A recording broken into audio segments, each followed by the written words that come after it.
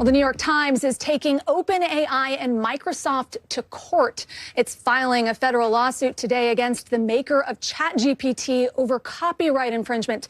The Times says that millions of articles published in the paper were used to train automated chatbots that now compete with it as a source of reliable information.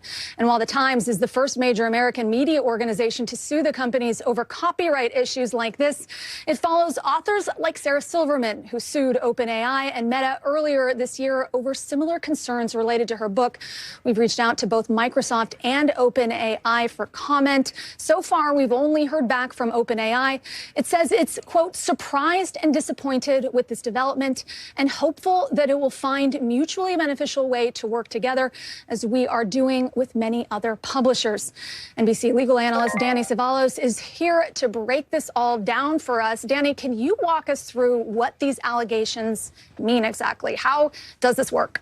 Well, they're basically alleging that the AI companies are taking this gigantic pile of copyrighted material and learning from it, training its AI program so that they can generate content that will obviously be based on that material. I don't think the defendants will even dispute the fact that their AI programs are scanning or scouring or digesting this huge set of that material, including the plaintiffs, the New York Times, their content that they've been putting out for, I guess you could say, centuries now.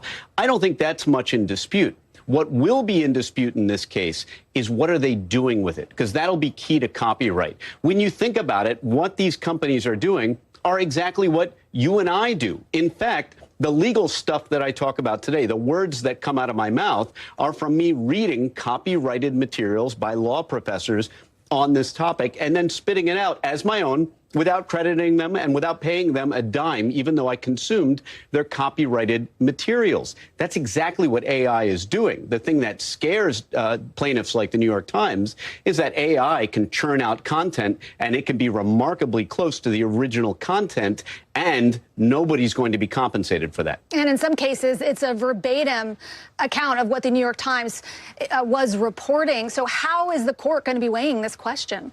Exactly that. So your question actually includes the important part. What matters is the output. The digesting is one thing. It's what is the output.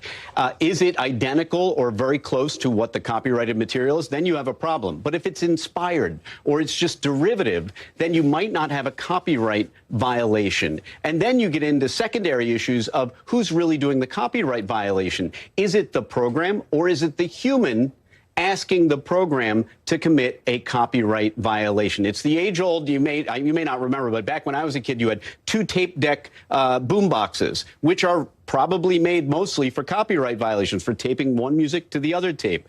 But there are lawful uses as well. So it's really about, is the user the violator or the program itself, the machine? It'll be fascinating to see what the court decides, and a whole industry swings in the balance. It does, and that's why I think ultimately the Times has to lose, whether the court says it out loud or not. This is about progress. If the Times wins, progress, AI progress, loses.